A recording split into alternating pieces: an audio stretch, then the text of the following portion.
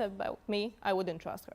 So she's suppressing because having both her and Johnny on the relic at the same time is causing an issue with like seizures with you there. And so she's like, listen, I'm going to suppress him for now, but it's for everyone's safety. He's still there, as I think you can see in some of the dialogue there.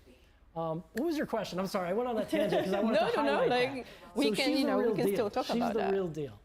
Well, you know, she's a netrunner for the president, right? So she needs to be a badass, top right? netrunner for the new United States. Yep. But yeah, coming back to the relic, right? We got a relic from her.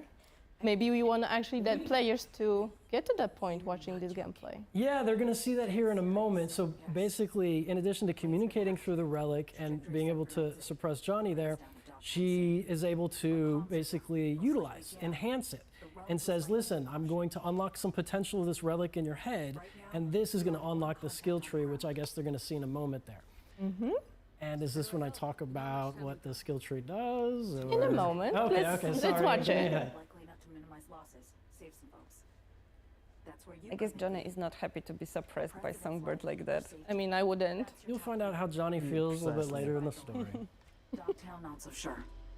You'll need to get her out of the plane before anyone else does. Nothing's for free, Songbird. We should talk biz. Just got a taste of my abilities, I believe. There's more. I can cure you. Once and for all. Can't know how much I'd really love to believe you, but... I know, V. You've hit a dead end. Nowhere to turn. Been there. Believe me. Consider this, an advance. Your relic's crowded with clusters of corrupted data. I'm done with that. Make it Yeah. Now we can jump to the relic. So yeah, we got the new relic tree. How does it work? So the relic tree essentially enhances various different cyberware. That's kind of the theme of it.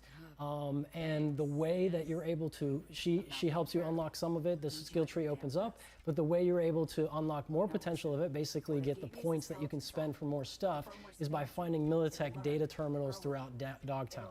Because again, Dogtown is the former combat zone where the battle between Arasaka and Militech in the United States. So there's some leftover data terminals there that help you unlock more and more of this. And the theme, there's a bunch of different type of abilities to unlock for different cyberware. I'm sorry, keep going? Okay.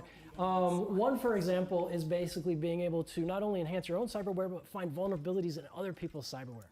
So as your enemies are out there, you know, if you get headshots, if you get precise headshots, you get damage bonuses, whatnot. We've unlocked basically, it starts to target different locations where people's enemies' cyberware is vulnerable. So it kind of gives you another fun kind of like skill shot spot to hit.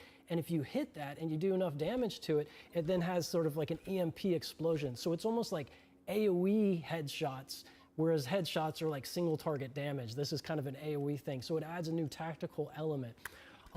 We've got things where like the gorilla arms that you have, you can really enhance it. And as you're doing damage with the gorilla arms, you can charge it up to then do, and again, I apologize, throughout this stream, I'm going to get the skill names wrong because we changed it so many times, so I don't remember the one, but I remember the themes of it. So you can knock the crap out of someone and then they go flying. I think we saw some of that in the trailer. With the Manus Blades, you can charge it up and get like a really long range, like 30-meter plus leap out of it, which is really good. And for the overall gameplay kit of being able to kind of close gaps to snipers you see in the distance, stuff like that. With the monowire, you'll be able to put, as a netrunner, hacks through the monowire onto the enemies. And then as you further enhance it, you can then spread the hacks from the enemy that you put it to others with the monowire. The optical camo gets an enhancement for this tree as well, where you're able to like fully kind of just like vanish, like poof, out of combat if you want to reset kind of the stealth gameplay loop if you mess up, or if you want to jump in and get revealed tactically for a reason and then pop out, you can enhance it that way. It goes on and on and on. Okay, so we explained some of those new perks, but how you actually leveled this new tree. That's what I'm saying. It was the data terminals throughout Dogtown, so it's exploration. Okay, so as you can find them throughout your exploration of Dogtown. So if you level up normally, you will not get the point.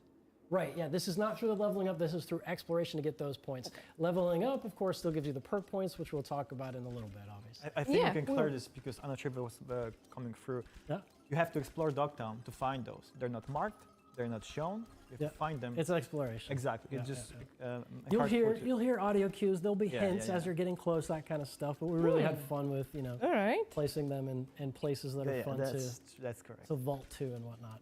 Okay, and if we start as the, Phantom Liberty standalone, right? How many points do we get at the beginning, or we just start with 0? So if you do the Phantom Liberty standalone, you get your first set of points from her that allows you to pick sort of one of the foundation ones. All right. And then as you explore, you get one more point for each of the data terminals you have. And I can't remember the exact number of points overall, but obviously if you find them all, you can fill up. Okay. Yeah, that's right. All right. Right, so now we can actually jump into the juicy gameplay details. I know you've been dying to tell us a bit more about the gameplay that we are preparing. So, sit comfortable. You ready? Yeah, All right. yeah, So we settle in. prepared the build, the solo build, for our players to see. And yeah, I also wanted to ask about the perks reset and the attribute reset. Can we maybe share some information about that before we jump to the Sure. the gameplay? So everyone is going to be able to, with your save files or characters, you'll be able to reset your attributes once. And we're doing this obviously because we did a big revamp of the system. And your relic, or I'm sorry, not your relic, but your perk points, you'll be able to respend, but you'll also be able to do it on the fly. Not while you're in combat, but whenever you can refund and readjust stuff and find the way you want to play. So that answers the Right. question, I think. Yeah? Yeah. Right, so we ready with the gameplay? Let's go. So yeah, like I mentioned, we prepared a short showcase of the new skills and perks for the solo build. So yeah, Gabe, floor is yours. I know this is your favorite way to play. Carrying the whole show right now. Oh, so what? Okay, yeah, we're going to the body tree. So, and I can't quite see which ones we're looking at, but the body tree, basically, we have a bunch of different things, that are in that theme. Because overall, the way we approached it is that we wanted to say, okay, if we're in this like dark future, there's cyberware, what are the different fantasies, the different gameplay loops, the different ways you want to experience the world? And which ones are missing? Which ones do we need to add? And one that we felt that wasn't fully fleshed out, or you felt viscerally, if you will, is this like sort of like Terminator, type cyberware where you're just in there in the thick of it. So one of the things on the tree is you can get it to where the heavy machine guns. If you remember, the heavy machine guns of the base game are like brrr, whatever. Now if you got the strength, you can really keep it steady and and just melt people with it. The other thing is that the overall theme of this is to be in the midst of the action. So the more you're pushing your fight, there's this adrenaline thing, and the adrenaline meter goes up, and it's sort of this extra level of health or whatever. And if you can do the overhand slam, Quake I think is what we call it now, bam, and the more people you catch in it, the more health that comes back. And so it's all about being in the thick of it and in the midst of the crossfire, but as long as you keep pressing that attack, you can survive. And there's various different ways to mitigate stuff. And then, of course, if there's a sniper in the distance, you can pick up a body and throw it at them. So we give the full kit, to deal with all the different dynamics in a different way, right? To really just feel different. And crap, there was one there that I just, so what kind of pairs pretty well with the body tree, which I think they showed there a little bit, is on one of the sides of the tech tree, you can unlock the ability to go even higher with your cyberware. So there's a cyberware limit, and then in the tech tree, if you get the right perks, you can kind of push past that limit. However, if you push past that limit, you're at risk of getting into what we call, it's the Edge Runner perk, by the way, is the name of one of them, of course, right? But you can get into a Fury mode, where essentially you're overloading and you're starting to receive like damage. You have your health max is lower and that kind of stuff. But it pairs really well with this build because you can keep getting adrenaline and regaining your health, right? Yeah. So it's one that just happens to, I can't wait to see all the different builds that the players find and how they mix and match. This is just one way to mix and match like body and tech, and kind of has that fantasy fulfillment. And I have a lot of fun playing that one myself. Oh, and of course, how can I miss? So another way you can close gaps is you can charge and then you knock people back like bowling pins. And that's a good one for closing gaps. And if you get certain perks, you can. I'm talking too fast, aren't I? No. I'm talking too fast. It's okay. I get excited. I get excited. You get excited. Yeah. There it goes. That was like a gratuitous throw there, which is fun to do, of course, as well. But you feel really satisfied if you see an enemy in the distance and you throw and you arc it just right, and bam, you splat them. It's so much fun. So you actually touched already the Edge Runner perk, but what I would like us to clarify that player is not getting cyber psychosis, right? Correct. Yeah, no, I saw there was some, so pushing the limit and getting into the Fury state, you're not ever gonna like lose control of your character and start shooting civilians and stuff like that. Like it's like that's not like, but if you do, get to the point where you start on your own agency creating mayhem, definitely the police, which we'll talk about later, will start labeling you as a cyber psycho because essentially you have the agency and you are behaving that way. So you can but you don't lose role-play. control of your character. Yes, you can role play it. And you can push that limit, much like David did in the anime, where it's like your health is at a compromise, but you keep pulling it. And we call that the Edge Runner and the Fury limit that you're pushing. Right. Casper, do you have your favorite? For me, definitely going for the crowd control, I call it, my personal favorite. Yeah. We saw the yellow hammer, my favorite run so far. You can do really damage. The thing is that Gabe is geeking about this so much because he's part of designing this. I just geek about this as a gamer because I just love to spend time right now playing it. There's so much more. I just cannot wait to see you guys having fun. Again, my favorite, definitely crowd control with the yellow hammer. That's it. I'm good. The yellow hammer has some of the abilities, like if you block and time it just right, you can be like stunning people, precisely, yeah. which is really satisfying. Actually, there was one moment where you hit the guy and he just like lose conscious for a second. You can just do whatever with the character. It's so fun. It's so much fun. All right, so I think we can now summarize what we've just taught. So we have some changes to skills and perks. We have the new tree. And we've seen a little bit of Somi, and we met her motives behind contacting V, and it's up to you guys if you want to trust her or not with your life and with everything that's going on. And I think we can move to another segment, which will be about Dogtown itself. Dogtown, yes. All right. So Gabe mentioned a lot of things about Dogtown, but we're gonna get a little bit deeper into that and share some more information. So let's get into the gameplay. And yeah, Kacper, what can you tell us about Dogtown? How does it fit into Night City in general? How is it different? So one of the first questions we asked when we're trying to design Dogtown was exactly that, how we can make it different yet feel like it's connected to the same city itself, environment. And of course we had the backstory about the Dogtown being before this dream of very luxury, very rich place on Earth that you can go and have fun and do crazy other things. Yet it never come true because the war happened, right? And people, Militech and other companies, corporations actually, just pulled off out there and just everything stayed there. All the damaged buildings, even all the hardware that we're helping to build those buildings is there. And for us as artists and storytellers, it gave us a lot of tools to create those stories.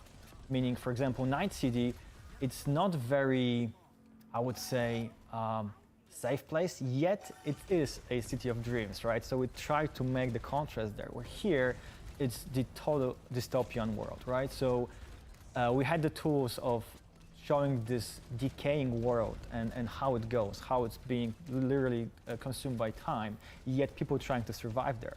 And that gave us a lot of opportunities because Dogtown itself, as you know, it's part of Pacifica. It's the part that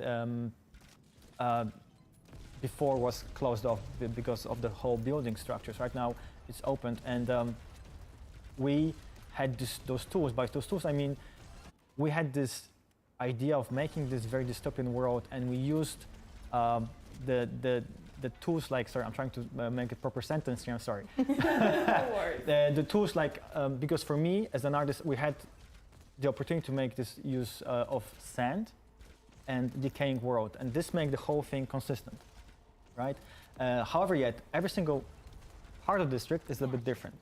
We have parts of the district where are heavily inspired by Las Vegas and have casinos there. And some of them are still open. You can have fun there. Some of them are closed.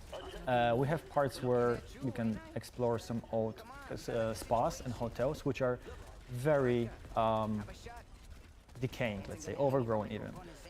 We have a part where you can see, which is a glimpse of hope with, we call it container zone, our internal name, let's say. But you can see there people are trying to survive there, and they're trying to build like a hope for themselves in this really hopeless place. So we're trying to build this contrast there. And there are a few flavors that I want to talk about right now. I want you to explore this, but we really try to make, even if this, let's say, very characteristic district itself, still some flavors to it and different flavors. And I think it's going to be very, very, very much fun for everyone to explore and find those flavors and see the different environments for people to try to survive there, because it's not a pretty and safe place to survive and live in. So if this is such a dangerous place, who gets to live there? Who decides, oh, I'm gonna move to Dogtown? I don't think it's like anyone woke up one morning and said, I want to change something in my life, and then go there living, because that's probably not the best place to go. However, there's a lot of different social layers, I would say, in Dogtown. We can start with all the people that are trying to escape from law, meaning NCPD, and trying to hide there. Maybe even conduct business, which is probably illegal there, but you can do crazy shit in Dogtown, because why not? There, of course, are people that maybe got drawn there because other reasons. There are people that are just living there because maybe they were pushed away by, you know, life is life, and Night City, you have to be able to survive. The kind of political situation there is very different than Night City. Like the NCPD's not there. As we said, it was the site of the war, and he was a colonel in the war against the Arasaka, so corpos aren't allowed there. So as Casper was saying, it's a place that some people want to or need to flee to. So it creates quite an eclectic mix and group, and it's also a place where things that are illegal in Night City can be done there.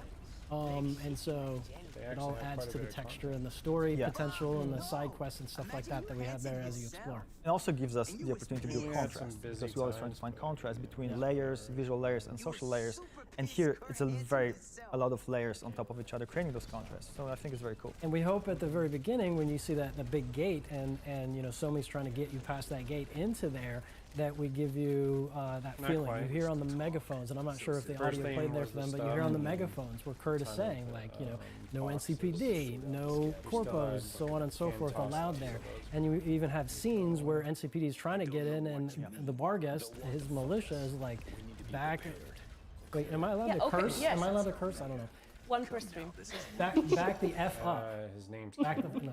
Anyways, yeah, so it just gave so much potential. And I think the other thing that we had a lot of fun with, and as Casper was saying, was just that sort of that feeling of like oppression. Like, you know, it's like even in the zone where, you know, people are, you know, they've got stands and they've got some commerce and they've got a life there. There's still those Barghest soldiers that are walking through, just making sure everyone's in order, so you feel that. And of course, the closer you get to the Black Sapphire, to his tower, the more it's sort of like in a military encampment. I would still add to that what you said, is that because you may be made feel like Kurtz's people, Barghest, are there to protect you. It's not entirely the case. They're trying to protect themselves. That's true. That's a good point. But they're trying to maybe just make sure that they're okay, but they don't care about you. Okay, but let's circle back a little bit. Okay, Barghest and Kurt. Who are they? Because Pacifica, we always thought it's like Voodoo Boys mostly. That's their turf. Sure. But Dogtown is controlled by Barghest, and the leader of Barghest is Kurt. That's correct. Right? Yeah, I think we have to make sure that it's all clear. Dogtown itself still being part of Pacifica in terms of the map, like geography. What's the word here? Geography. Yeah, thank you so much. But it's like as a entity, it's a separate thing, right? You have to go there. It's almost like a Vatican in Rome. If it's a good example, maybe not. But you know what I mean? Like, as far as borders go, yes, but otherwise... that's what I meant. I meant by the borders. But yeah, so when you're going there, it's a different world, and it's run by Kurt, right? And the Kurt is ex-Special Force military guy from Militech, and after the war, he started his own army, basically. And all the people, all the army people joined him that also couldn't find their place in the world after the war, and he basically created his own. kingdom, let's say. I would right? completely He runs max this it place, out. I would and still look. whatever he wants, Well, I would he look gets into it. what is affecting and it, what was the you question? can kind of see. I got carried away a bit. because you started talking about Barghest without Okay, so yeah. explaining Not who if they it's are. So So his army, his militia, let's say, is called Barghest. Now, right? if your The room folks is are as called cold Barghest, as mine he's right called now, you Hansen just running save the 10 Barghest, and degrees. it's his playground. They do whatever they want to do there. Yeah, my Of room's course, he's pretty also a businessman, but I don't know how far we can go there. we can leave it here. Okay, People, alright, people can alright, meet alright, Kurt on their okay, own and alright. find out more about it. In this playthrough, they have seen a peek into Kurt's life, everyday life. But okay, that's it about Kurt. Let's phone go says it's into 63 Rosalind degrees Myers in here, because she's but another I very really important feel it's character. below Gabe already 60 told us a little bit about because I her. had to put on a hoodie. She gets lost I think in it's Dogtown gotta with be her, like with her 50 Space Force One being destroyed and shot down from the sky, and we meet her. So let's see on the gameplay Rosalind Myers, and can you tell us a little bit more about Yeah, because her? out there's 67. Yeah, so she is the president, and we get shot down there, and we find out that she's someone who can hold her own, but she definitely needs assistance in getting out, and it's just the two of you, and you're trying to kind of find your way and escape, Kurt and his crew, who are chasing you. So it's kind of a fun kind of like look around every corner in the first. I'm always hesitant. I don't want to spoil too much, but in the first sort of segment of gameplay, and in this scene here, we're seeing in a hideout, and I'm not sure if the audio is playing or whatever, but they're listening to Kurt. And this kind of goes to the point that you're trying to say. He's he's not just all brute. He's a smart politician, and he's playing a political game here with the propaganda machine, if you will. To say that this is a ploy. The president isn't really there, so everyone look away while he does what he wants to do. He's like, they're just trying to position Night City to be able to reinvade my place here, and they're trying to take advantage of this. So he's really putting everyone in a difficult situation politically, such that he can maintain his power and, of course, keep the president at risk. And you are, I'm not going to spoil anything more, but yeah. That's good. That's it. Okay, so let's recap. We get contacted by Songbird to help the president. Kurt is the dangerous guy in here. So how does Solomon Reed fit into the picture? What is he doing in Dogtown? I mean, he's our amazing Idris Elba portrait character. So He's amazing, yeah. So was this for me or for Casper? I don't know. I don't know how far we can go here. Okay. We can just say who he is. He's Okay, a so- sleeper agent. Yeah, he's a sleeper agent, and he's in Dogtown, right? So we meet him, and he's a big part of the story. yes. He's awesome. So yeah, so I'm really struggling he's got here. I know. I'm with you. I've been asked this before on some other ones, and I hesitate. But he's got a complicated past with Rosalind Myers, Songbird, but he is such a badass agent that was instrumental in the war that was there previously, that they basically have no choice but to kind of call back on him here. And, the kind of drama begins, but at the same time, he's someone who has very much trying in this dark, future, wanting to find purpose in the cause, in Noosa and that kind of stuff. And so it's complicated, right? Like, that's how we like to set it up. We like to put up complicated drama. I mean, the whole, district, Dogtown, everything sounds really complicated and, like, always with kind of two sides of the coin, right? The thing is that I feel like the only thing that we should be not spoiling is that we shouldn't put any perspective. Everyone has their own agenda. Yeah, I'm sorry. For sure. And it's really cool because when you don't know the story, it's really tricky to know how to behave, let's say, in the situation. And I love this. Yeah. And I love this because you're on the edge all the time. Okay. And Before we actually move on, we have a question from the Twitch chat for you, Kacper. oh my. From Prostame. I'm sorry if I pronounced it wrong. How did you approach navigation around Dogtown and the visual clues? Okay, that's a great question. It's a very important question as well. So thank you so much for that. We always try to find any landmarks that will make the player understand navigation points. Even if we would be able to take away the map, the mini map, you should be able to find yourself and navigate through Dogtown. The thing is that Dogtown itself, you probably saw it from the trailers, it's like a very U-shaped structure. So it's easy to navigate to see whether or not you are looking at the big buildings or other big buildings, which are very different. When you're going to see it, you're going to understand it. But also when you go slightly deeper into smaller environments, we always try to put like small cues or buildings or even lights, because lights and shapes, they're the best tool to use for navigation. Going, let's say, even deeper into some parts of the Dogtown, we use things like tools like cables or colors or even things that you can just literally follow to find a path or something. So there's plenty of things that we used across the Dogtown, and I really hope it works well, but I'm waiting for the feedback from you guys. You'll be the judges. Yeah, exactly. Okay, guys, so before we wrap up this Dogtown segment, I know that our community had a lot of questions about, can we expect a new apartment for V in this district? Yes. Yeah, just like, Oh, Yeah, oh, okay. yeah. yes. Simple You answer. will, yeah. It's awesome. And it plays it's into unique. the main storyline, yeah. so not gonna say any more than that, other than yes. Oh, and it's super cool and unique. It makes sense. And one more, we have so many amazing characters. So we already talked about Somi, Reed, Kurt, Myers. Are there any new romance options in Phantom Liberty for V? No. No, there's not. Casual, no. There's not.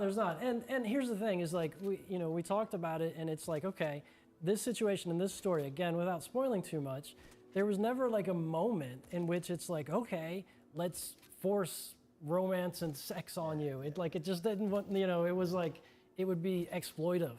It didn't go with the rhythm of the story we were trying to tell, and so it's not there. Yeah. Yeah, absolutely. Yeah, I think V will be busy with something else. Yes. Yeah. All right, thank you guys. So to sum up, we have a new district straight in Pacifica. The district is run by Barghest, whose leader is Kurt Hansen. This is basically a city within Night City with their own laws and law enforcement, etc. And in Dogtown, we're gonna meet Kurt Hansen, Rosalind Myers, Solomon Reed, and many, many other characters that we want you to discover for yourself. And now we can go into something that was super highly anticipated by everyone. Yeah, I think like Ooh, we've what's had that? What is it? Yeah. we've had like millions questions about it, That and many? Since the That's release few of the questions game. already, yeah. so we're gonna talk about the police. Ooh. Yeah. Popo. All right. I 5-0. know. You guys worked so hard to actually make sure that the police is the police in the city, and I know our community has a lot of questions about how it works. All right. So I think it would be best if we go, from the top to the very bottom. We have like amazing gameplay prepared for that, together with showing some of the car combat in there as well. So yeah, maybe let's just jump right into it. All right. So I see we have this new car. I believe it's a new one, if I remember correctly from the gameplay, and it shoots, so it has to be a new one. Okay. All right. So what? Can Do I we just start from the top? can we talk about why can we shoot Because from the it's car? awesome. That's why we can shoot.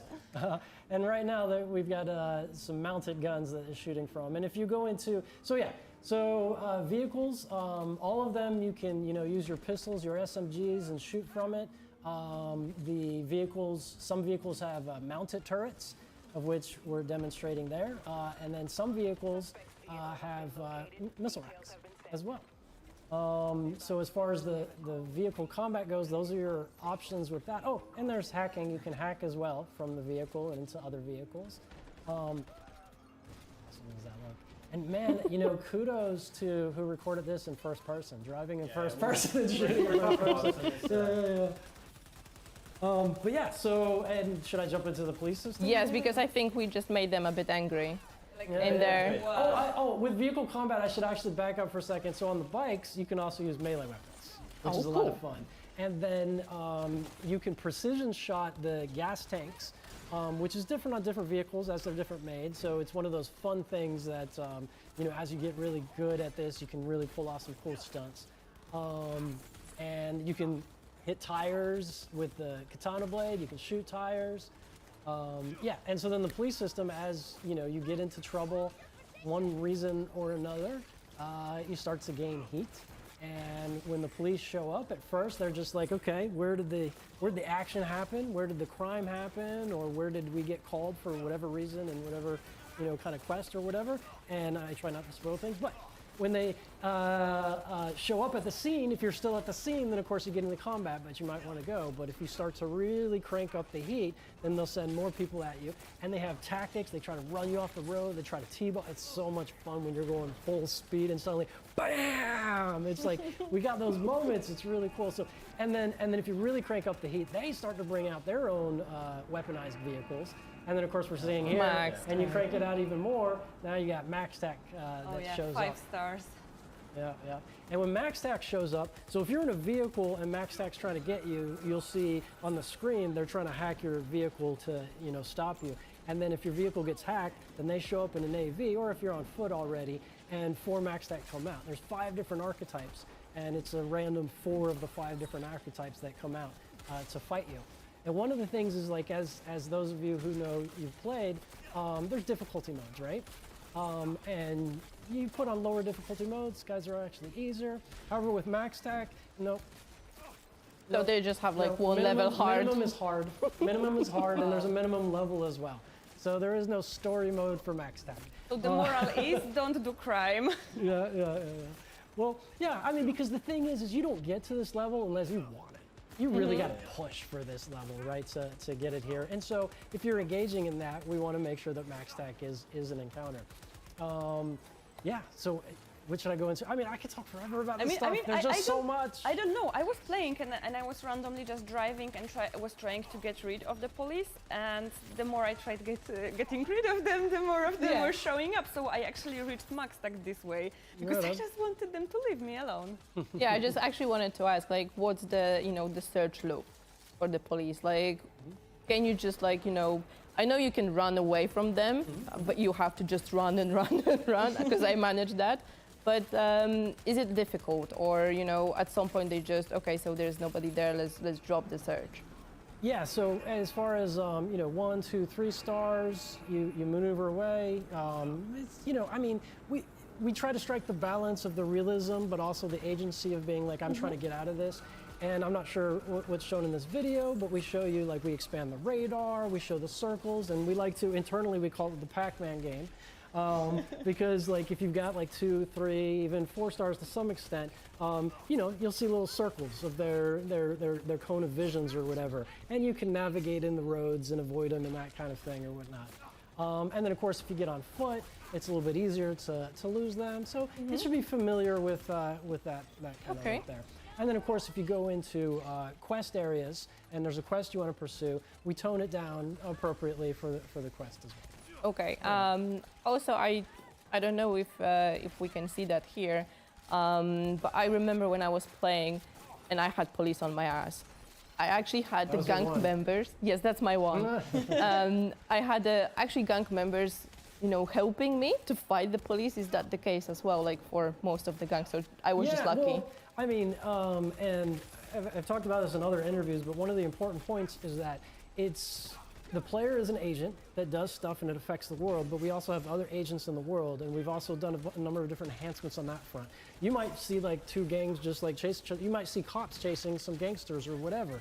It has nothing to do with you. It's happening in the world. The world's alive. Now you can interfere, and particularly going back to Dogtown, if you see like a caravan doing a weapons transport or whatever, or there's an airdrop or whatever, and Kurt's militia's coming to pick it up, you can intercept, and maybe there's some cool loot to be found there or whatnot. But it's the same thing here. Like if you're into it with the police and there's something else going on with the gang, yeah, it could be a mix. So they can help out, or not? If you play it right, yeah. Gotta be careful where your bullets fly.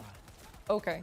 I actually also wanted to go back to the hit system, because we have the stars, but can we actually explain how you can get the stars? Like, so if I shoot someone randomly on the street, do I get already 1 star, 2 stars, or do I actually have to run through like a bunch of people to get like 3 stars?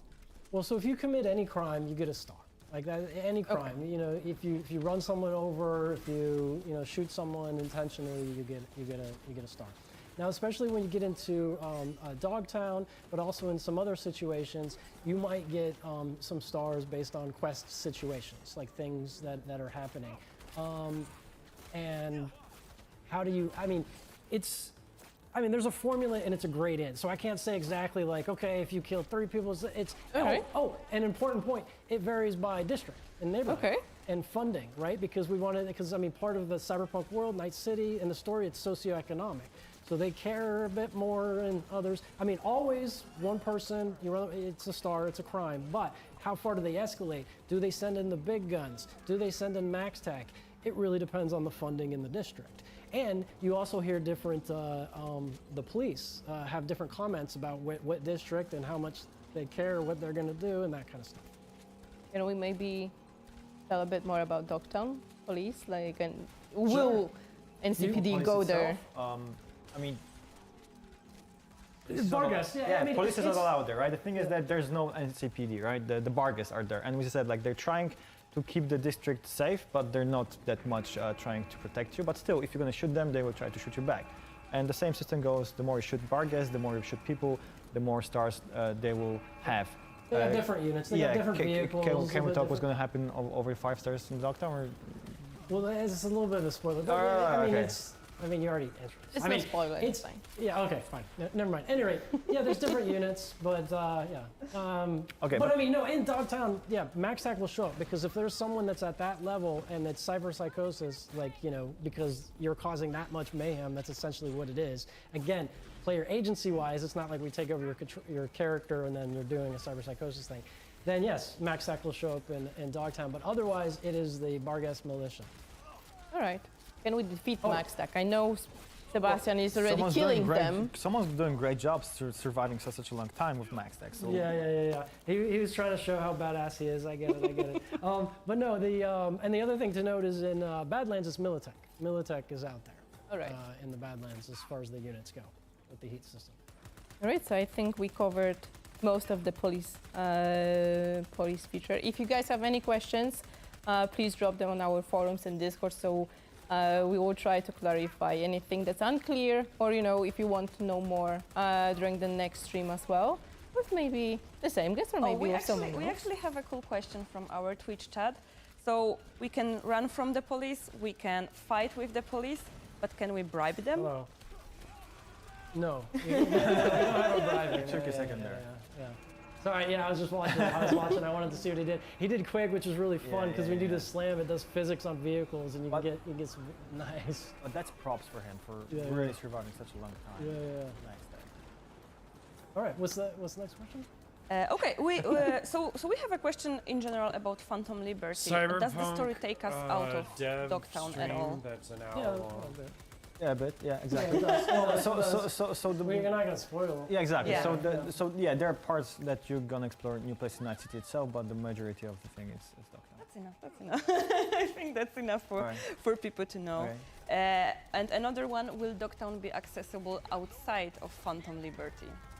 So no, to be able to have the full experience of Dogtown, you have to get Phantom Liberty. That's weird. However, for people that don't get Phantom Liberty, you're gonna be able to see Phantom Liberty.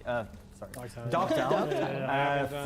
From let's say from perspective of someone that cannot get in there. So you're gonna see the whole thing. You're gonna see the gates. You're gonna see people standing trying to get there. But you will not be able to get because you don't have the access to it. So you will see I did that a the long gate. time ago. Exactly. You see the gate, you will see Horizon, the vista itself, it's there, but you will not be able to get in. So now I love it. Sorry to interrupt. Yeah, he's trying to they're shooting past him with the mounted weapons, and he's trying to outmaneuver. This is fun. And he's got you see the bar there, the hack. They're trying to hack, and they disabled his car now. A lot of people are not on my friends list. And he's trying to run from the. With from the my next favorite lady. weapon here. Look at that. The bat. All right, what's the next one? What's the next question? Oh, you like the questions? Well, I mean, I don't know. What's the next part in the script? Maybe my brother's What do we got? I mean, we're gonna go. If you want to Why talk did a little Prox kick you bit off? more about the car combat, this is perfect place as Well, well. I can just talk about this from the perspective of the player, Okay. right? Which is when I remember you told me at some point like we're gonna get there. I was like, okay, fine, but I had no idea how fun it's gonna be, because it's really really fun. And from one point of view, being fun is that it also gives so much more fun factor to the whole thing, right? You can just take your car and even grab havoc that's what over I'm Night asking. City What itself. did you do? And that combined with police system trying to Why, get away though? from What them, did you do? fight them, it's really awesome gameplay loop, and I really have fun so much with it. So I'm just trying to say that this is just awesome. It's one of the best features I feel like we're introducing here, from my perspective, of course. Right? Right on. Yeah. No, I mean, yeah, that's the goal, is to try to give. I mean, and I've said this in other interviews, but the city is beautiful, right? Like in the dark future kind of way, of course. But yes, it's beautiful, and it feels so alive, and we wanted to just breathe more life into it. And the way to do that is with kind of systems that complement and manage and meet expectations, rather. Are we going to talk about vehicle gigs or vehicle contracts? Yes, we have another piece of gameplay later on, so we can. I'm famous for going out of order. Yeah, because it always connects very well to this endless, almost endless gameplay loop, which is so much fun, from both Dogtown and Night City. We lost all the stars, and I think we're gonna be safe right now. Like he killed everyone. He killed the whole max tech. Almost, like there's still like, you know. The whole NCPD is dead. But yeah, I guess we can go to the vehicle gigs. Okay, so what we're gonna show you in a second is our brand new type of missions. So we're gonna have vehicle gigs, which, as Kacper already mentioned, are very well connected with the police system and the car combat, because you basically start getting chased, so it's very easy to kill someone, and then police gets into it, and so on and so on. So let's start with the next. Well, I'm not seeing anything. And here we find a car, and we will in a second get a call from Muammar Reyes, El Capitan, the fixer that you know from the base game. And there is one thing that we wanted to clarify. It's not Mama Wallace that is going to be selling you guys the cars and dealing with all those missions. It's Muammar Reyes. I don't think Mama Wallace would be able to sell the car. She can actually sell you a drink if you ask her nicely, but not necessarily a car. Yeah, cheers. Cheers. All right, so what can you tell us about these quests? Yeah, so in Dogtown, you'll get this kind of new activity how was it, unlocked. buddy? Vehicle gigs or vehicle contracts. Really? Miramar reaches out and he's like, "Hey, you're in Dogtown. You can help me out with something." You've been doing it a long time. And pick up this vehicle. And this is the introductory quest to it, I believe, that we're playing right here. When you get there, he's going to be like, "Listen, I've got a bunch of different targets throughout Night City and Dogtown. If you can help me with this, then you'll be compensated." And one of the ways he compensates you is by unlocking new types of vehicles, including missile launchers. This is how you get the missile launchers unlocked. Are you learning new things? And there's of course, as we like to do at CD Projekt Red, there's a story surrounding this, and it is. And for me, it was insanely surprised when I first time played it, and it was just proper story to it. Yeah, it was awesome. It's just fun. It's really fun. So yeah, and it has to do with Rancho, like his hometown and that kind of stuff. And I don't want to spoil anything, but one of the key features of this is that it is. Do you have any partners you work with? You just see it, like you'll see on your map. It's like, oh, here's one of the targets. Here's one of the targets, and it's dynamic. And the objectives are dynamic, and the enemies that come at you are dynamic. And it can be different gangs. It can be Tiger Claws. It can be Voodoo Boys. It can be whoever. And some of the activities are actually hacking another vehicle and getting it. So you've got to ghost the vehicle. Are you excited for sneaky Cyberpunk? Stealth, right? Some are just all-out combat. Some are about you got to get to a place in time. So it's a very and it's different locations. It's all 30 what's the word I'm looking for? But aren't you in I hesitate to use dynamic. I keep using a military office or whatever with it is dynamic. It's all over. It's all over the place. But again, you unlock it in Dogtown with Phantom Liberty. Is there really 30 people? It must be a major. But it won't be in the base game. It's just the Phantom Liberty. This is one of the things in Phantom Liberty. Yeah. Okay, so you mentioned that we can actually unlock some cars with weapons, vehicles with weapons through that quest. But we had people asking us whether they can actually add weapons onto the cars that they already have. No, it's preset. Though there are some vehicles I'm going to tell you right now, game that I don't give a already, shit about diversity. I don't give a shit about inclusion, and I weapons definitely to don't it give a because shit it about was equality. kind of supposed to be that. I don't. So, because it's abused in all the wrong ways. Cool. So I'm not you mentioned that you can also do the hacking during car combat. Yeah. Do you have to be a netrunner to do that? You have to be a netrunner. Well, I mean, you know, we've got this open class system, right? Yeah, So you yeah. can be a hybridized netrunner. You can be a smidge of a netrunner. You just need right? some But cyber deck. You need a cyber deck and you need a perk to unlock it. But the better of a building, netrunner man. you are, the more different hacks on vehicles you unlock. And so you can hack the actual vehicles, but you can also hack passengers inside of vehicles. And when you hack the vehicle, some of the vehicle hacks that we have What, is like, Lex? and this is a fun one in chases, is to make them lose control of their car and like. Whatever class thing that he has to do. His class? It's their money. Yeah. Yeah, what about it? He has to sit there, like, listen to them talk about equality or whatever. I know, I think that's retarded. But it's their money, though. That was so- never a thing.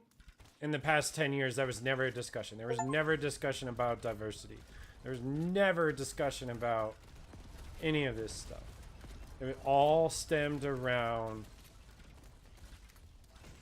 getting the job done. No, it has nothing to do with if you can do the job. Well, I mean, you need to be able to do the job. But there's now a quota at companies to hire Asians, Mexicans, blacks, whites. There's a quota. It has nothing to do if you know how to do the job. And I understand getting the public trust, but the public should already had trust. This was never a thing until we had whatever that stupid idiot's name was. That's when it really got pushed. And in my opinion, I think Comcast is a very, very, very, very, very, very, very racist company. 90% of their employees are black. So this whole it makes no sense to me why it's even discussed. I'm like, you're already one of the blackest companies in the world, and we're rediscussing this? Why? So it's all politics. That's how I always felt. It's just politics.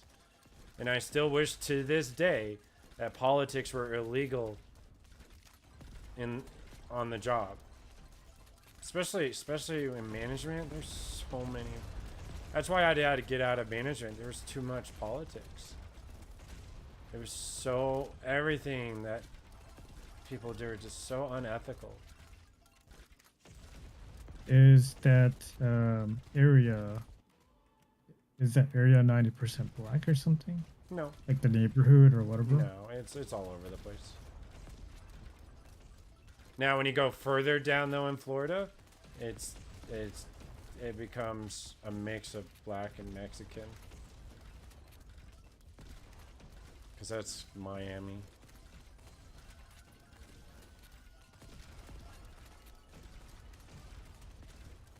It's just obvious politics. That's nothing. That's why I don't like any of it. It's politics. If companies really cared, they would do more than just have a stupid meeting conversation. There would be raises across the board. There'd be so many things if they actually cared. They don't care. It's just politics. It's just like Yo said. It's you know, getting the you know, everyone's trust, public trust. So even though in my personal opinion, public trust, when you start going over like if you're gay, straight, or trans, that's probably only 2% of the entire world's population. So their opinion means nothing to me. Sorry, it doesn't. It doesn't. So, same thing for companies, game companies, any company. Should never be catering to that bull crap. You're just gonna lose money. Look what happened. Look what happened to Bud Light.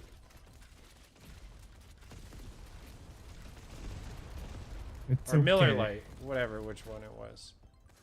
It's okay, Hill. They lost like $4 billion in 1 month because they wanted to put a trans person on a freaking can and push it.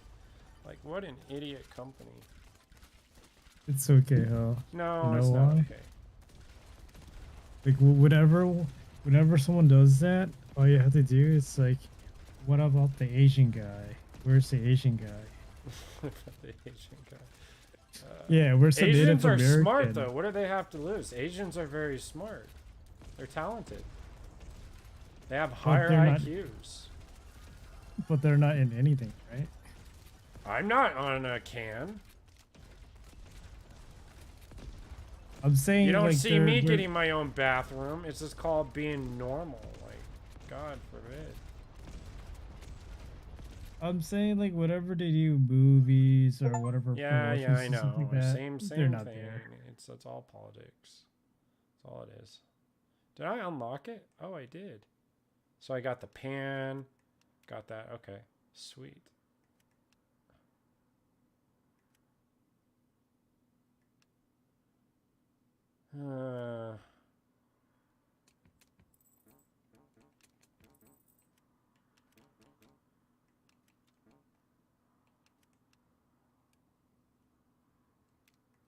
Alright, so we unlocked everything on SWAT. Not quite tank. We just unlocked the first portion. Engineer, we still have to do. Huntress, I finished. Ghost, I finished. Medic isn't finished yet either.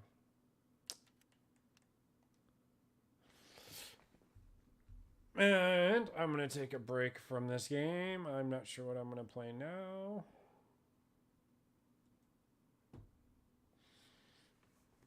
What are you doing, Yosh? Are you playing more Starfield, or are you playing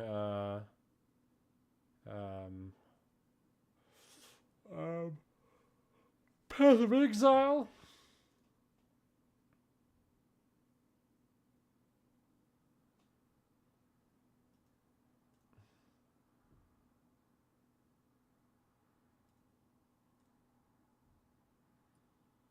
I actually thought I'd get on Core possibly, or go on. I actually play some more Bomb Rush or whatever, the Jet Set Radio. Jet Set Radio. Well, I mean, it's basically The really old game, or is there? a Oh, new- you just woke up. Jeez, dude, that's some crazy hours. You never seen Jet Set Radio Future before? I've only like seen it on the Xbox and PlayStation. Yeah, Xbox and Dreamcast. Yeah, there's this series. It's by a different company. It's called Bomb Rush Cyberpunk. It's actually really good. In fact, let's play that. I need some food.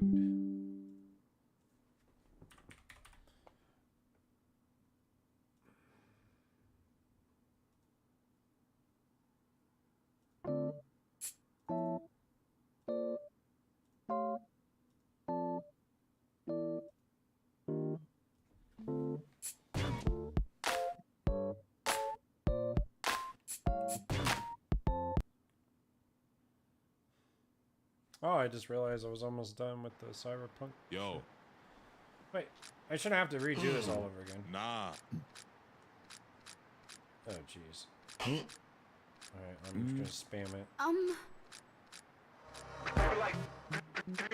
Oh, it didn't save where I left off.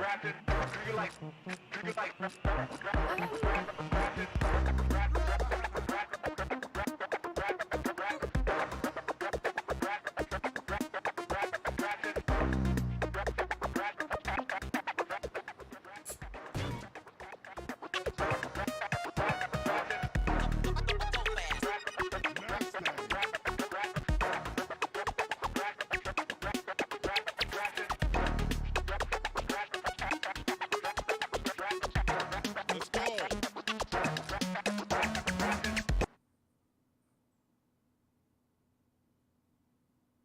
Okay. Dude,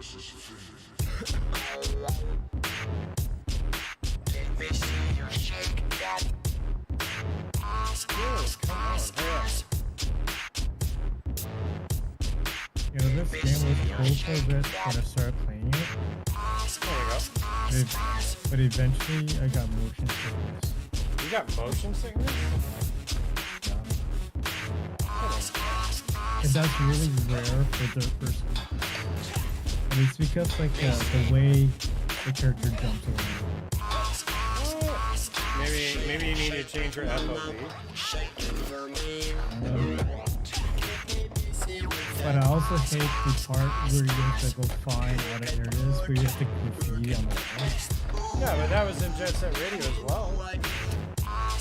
You don't like the graffiti?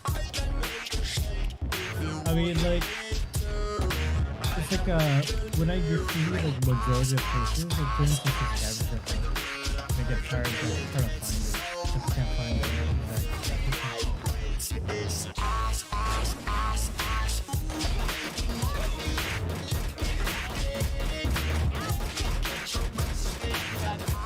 don't know what you know. I think you know. That was fine. I don't know what was wrong with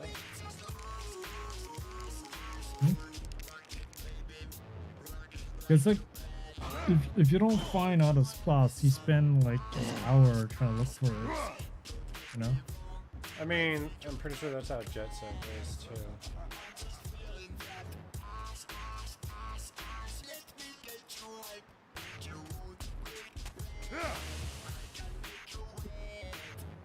But I like the game concept though. Oh yeah, we need more games like this. It's like I don't know. I don't know what happened to the host game team.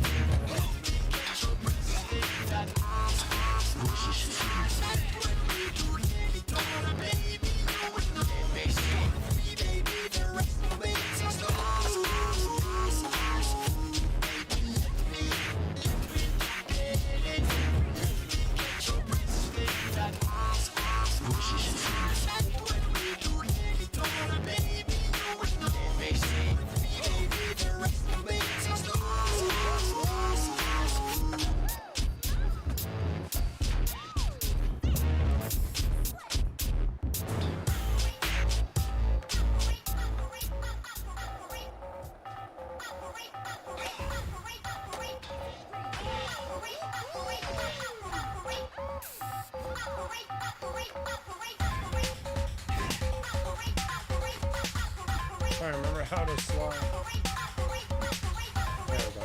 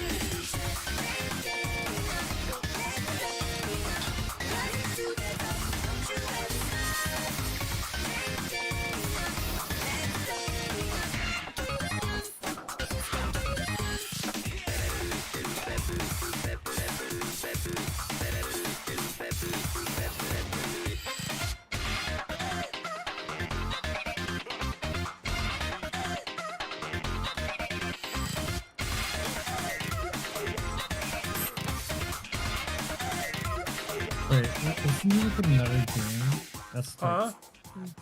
What's up? Wasn't there like another game that's like Steer, this? you know, steer Nope. off Was in the and future crash, or where, even like, force we're brakes. grinding And of course, rails one of the really powerful ones.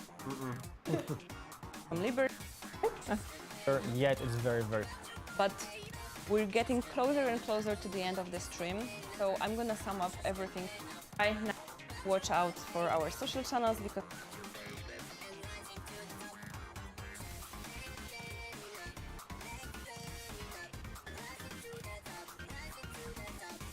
Hold on, bear back. I need some food.